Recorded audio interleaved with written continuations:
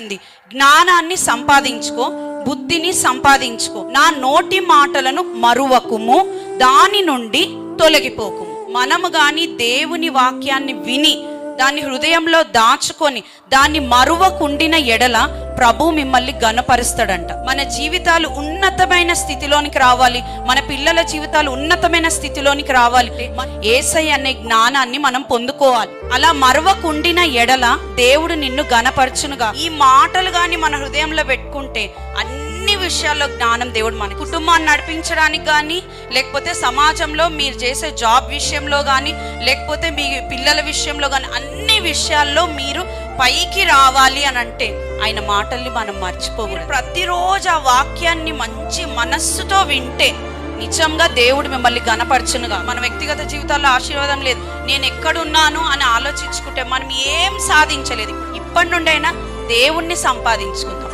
లోకంలో ఏం సంపాదించుకోకపోయినా పర్వాలేదు, కానీ దేవుని మాటలు కానీ సంపాదించుకుంటే దేవుడు సర్వ సంపదలు ఇస్తాడు. ఒక్కడిని సంపాదించుకుంటే సమస్తం మన వెనుకొస్తుంది.